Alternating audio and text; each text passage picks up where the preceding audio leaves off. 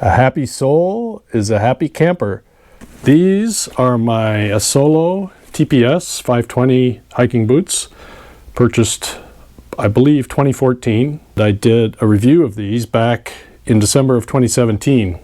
I'll post a link to that video in my notes for this video. That video from December of 2017 is one of my most watched videos, and probably for the same reason that I did a lot of research before I bought these boots. It's an investment. It's a big investment. These cost $400 retail when I purchased them. Nobody wants to put that kind of money out and not have good, a good fitting boot that performs the way you expect. These have not disappointed. There were comments to my video from people experiencing a delamination of the sole, and at the time I hadn't experienced that. However, in 2020 they in fact did delaminate, so the rear part of the sole along the heel line on both the left and right boot started to come off, and that's after about 6 seasons of wear. I researched where to get them repaired, and I believe I went to the Asolo website, and they had a number of places around the world. One of them on the west coast of the US is Cobbler Dave. I ended up sending these boots to Cobbler Dave, and for $90 plus shipping he resold them, and I also got some nice new laces to go with the boots. He did an excellent job. A brand new Vibram sole on the boots, on both boots. And I also, for another, I think it was $20, bought from him these Superfeet inserts that have really just heightened the comfort of the boot. That was in 2020. One last comment on the sole that Cobbler Dave put on them. I think it's a Vibram sole as well. The original Asolo sole they used was very slippery on wet wood. Not so much on rocks, mostly on wood.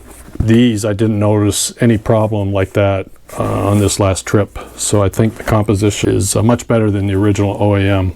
I was at an outdoor store up in Traverse City, Michigan. I was talking to the manager there, and they happened to have this same boot for sale.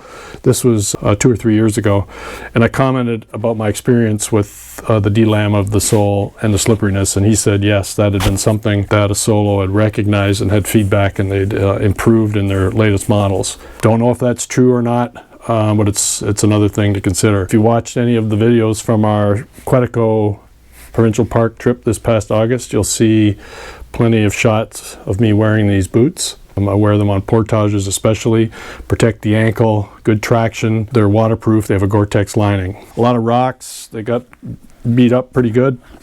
You can see they're a little bit scuffed up again. I need to clean them and re-wax them. I'll vacuum them out to get all the dirt and sand out of them that might interfere with the Gore-Tex lining. And there's a special wax I use so I don't disturb the Gore-Tex breathability. This was recommended to me somewhere. It won't interfere with the Gore-Tex breathability, which is really important. A boot like that, a full grain leather, you don't want to put a wax on there that's incompatible with the Gore-Tex lining. And I'll usually reapply this 2, 3, 4 times a season, depending on how much the boots are getting used. I noticed on the trip in Quetico that I was starting to get a little bit of separation again along the arch on both boots. This one's the most, just a little bit on the other one. I contacted Cobbler Dave, and he offered to repair them for free. Instead, I'm going to try that myself with some suggestions from him on how to do that and what to use. I think we paid about $400 for the boots. This is 2023, so 9 seasons. So they have been upgraded once with a resole. That's $100.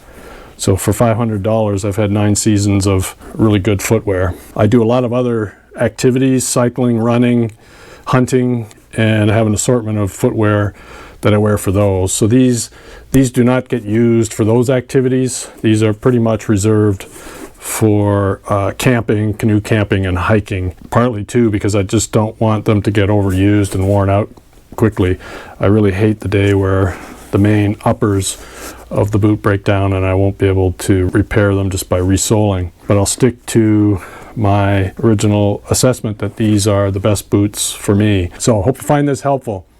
If you do, please like this video, Subscribe if you like more content like this. I've got some other key gear that I'm going to review here, and I hope you're enjoying my new green screen effects. It's something new I'm trying with some of these later videos.